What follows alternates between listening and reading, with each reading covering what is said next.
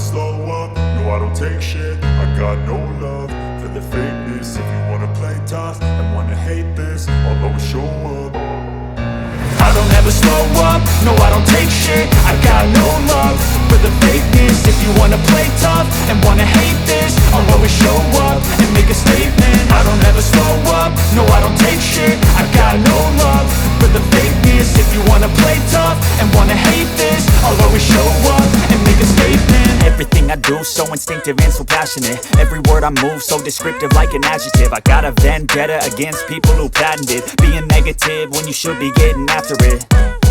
I got facts over tracks, this and that. Spitting slow, spitting fast. I could roast, I could gas. Think I'm okay at last, but I don't know if that can erase all the past. And the pettiness, a reflection of the emptiness. Hilarious, you think you're worth my time, you're delirious. Mysterious, because you hide behind a fake exterior. Inferior, you know I'll always be a bit superior. Get off of me, this ain't no humble brag. I want you to hear words, you can say them back. I want you to feel free from the chains at last, and to believe in what you got, it was built to last, yeah. 这也要简为名义的身份检测，就可以让你原形毕露。屡屡受挫的文森决定离。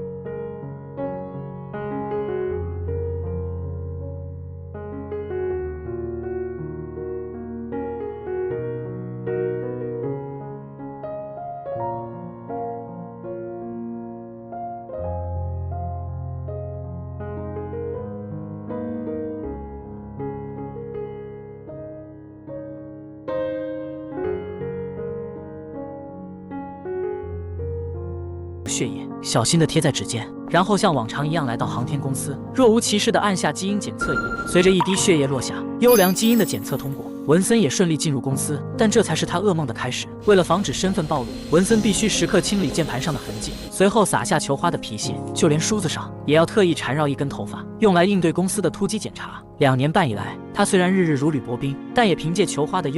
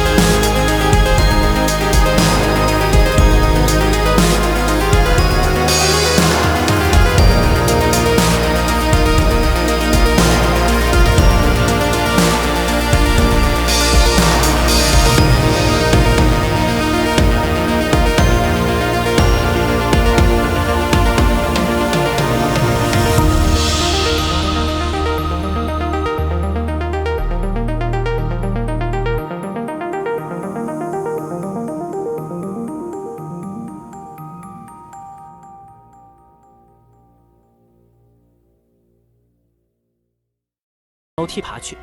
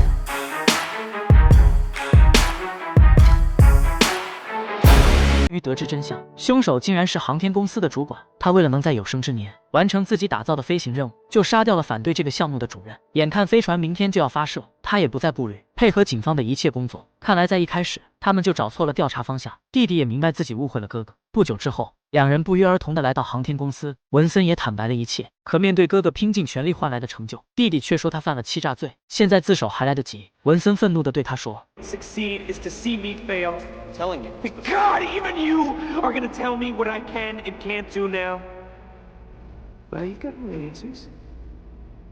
How do you explain that? You didn't mean it. 这时的文森终于明白，弟弟耿耿于怀的一直都是他输掉的那次游泳比赛，看来不得不再比一次了。他们来到海边，同时向大海深处游去。此时的文森显然更加强势，在绝对的实力面前，再优秀的基因也一文不值。没过多久，弟弟就坚持不住了。这时的他终于问出了那句埋藏在心里的话 How are you doing this, Vincent? Have you done any of this? I never saved anything for the swim back. 眼看弟弟即将溺亡，文森还是将他救回了岸边。然而讽刺的是，父母最初生下弟弟的原因，只是为了让他照顾体弱的哥哥，了结了兄弟之间的恩怨。文森再次找到了艾琳，希望对方能给自己一次机会。此时的艾琳也终于想明白，一个真挚的爱情，或许比完美的基因更为重要。Sorry. 文森回到家，与球花做飞行前的告别。球花却说自己也要去远行，还准备了用不完的血样和尿液。I don't know how to thank you. I got the better end of the deal. I only lent you my body. You lent me your dream. 然后他给了文森一个信封，让他在飞船起飞时再打开。处理完所有的事，文森来到航天公司准备远航。就在出发的前一刻，公司突然改变规定，额外安排了一次尿检。毫无准备的文森也不再伪装，大概这就是天意吧。他毅然地将自己的尿杯递给医生。